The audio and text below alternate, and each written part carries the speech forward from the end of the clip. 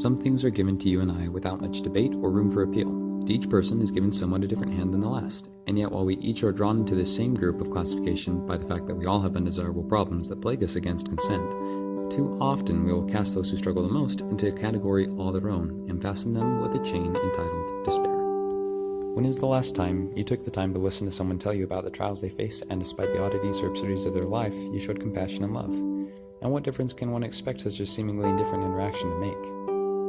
You might be thinking to yourself, this video, these questions, they're not really an important use of my time. But I hope that you'll keep watching and reevaluate that decision at the end of this video, given just what it is that you're weighing. Your ability to change the world, perhaps the ability to save a life, and definitely, if nothing else, the opportunity to give hope to the hopeless. My name is Jacob Murdoch, and I've struggled with PTSD for the last 7 years. With that, for me, came MDD, or major depressive disorder, anxiety, including anxiety attacks, crowd anxiety, which really limited my desire to be around friends and sometimes even family, and insomnia. And those things can be really trying sometimes. But I've found many friends that have struggled with mental illnesses similar to mine, or even the same ones, and also I have a lot of family that does as well. And over the years I've interacted with countless people that have struggled with some form of mental illness or another, and I've been able to talk with them about the struggles that they have in dealing with it and what sort of things are hard for them. In spending time with these people and analyzing my own life, I've come to realize some rather disturbing facts about these diseases or trials or disorders. Society as a whole has an attitude towards those who struggle with mental illness that results in oftentimes very harmful and at the very least very discouraging effects on those who struggle with mental illness. My hope is to encourage those that struggle and feel hopeless, and secondarily to help society realize their responsibility in making a difference. It doesn't take much, but it does take a decision to care and then to act. Let's discuss the negative effects and how to change it. In one of her many educational how-to videos about struggling with mental illness, Dr. Katie Morton said, "The most important way to help those who struggle with mental illness is being able to understand and just be there. Sometimes being alone can be the hardest thing." So how can society's views and reactions impact those that struggle with this? Is this really a major thing we should be concerned and educated about? Well, let's think it out.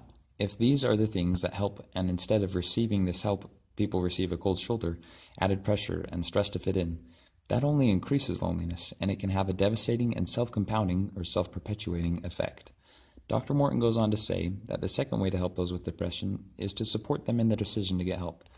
Wow, that's a tough one, because getting help for depression is classified by many people as a label. If you're getting help for it, then you are a person that struggles with depression. You are mentally ill. There is an intoned shunning and classification in that label. Labels can be really harmful. In his TED Talk, Troy B. Thompson says that without learning about differences that we have with others, then we don't feel comfortable being around them, which is exactly the opposite of what people who struggle need. They need friends. They need people around them. So what can you do? You can take time to learn more about it. After years and years of research and tests, the best initial help for those that struggle with mental illness is still compassion, kindness, understanding, and acceptance from those around them. This will motivate them to get the further help that they need. What can one person do against a wall of stereotypes and discouragement on top of their already overstrenuous load of mental illness alone? My theory, not very much, at least not successfully. But what about if two people are there? What if there's someone else there to encourage and strengthen them? Something wonderful immediately happens when there's someone else there. The entire weight of that societal wall dissipates, because that doesn't matter anymore. That's not their whole world. Now that part of their world can be completely replaced by the attitudes just one person has towards them, and all of society's under and overtones that drag them down are drowned out by one real, sincere, and understanding voice, yours. I've experienced this many times, and I have paused afterwards to look around and find that I have been unusually fortunate to have had such experiences. Many, if not most of those around me who I see struggling are not receiving the same help. It's really very simple to change that. There's not much you have to do. Learn, listen, and love. It's a simple formula just about anyone can complete, with little time and minimal effort, and its results are far greater than the investment.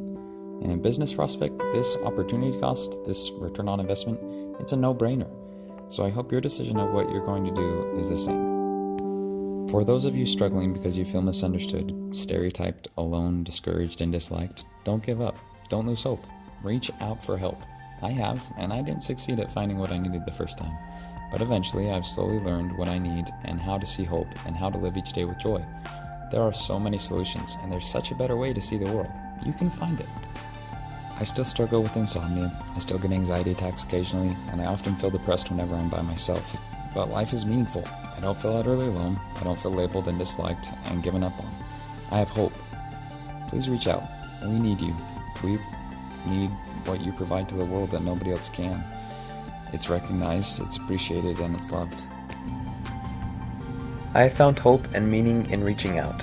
I have friends and family who I love very much and are the light that's in my life every day. I'm not sure I could have had those relationships without learning what I did and being able to break down those barriers of what do others think of me. And above it all, seeing that there really is hope and help for things to get better. I hope that you'll be able to reach the same point and or be able to help someone else reach that point by being a light that shows to them that hope because you took the time to learn, listen, and love. Thanks for watching, and I hope you'll join with me now in making a difference.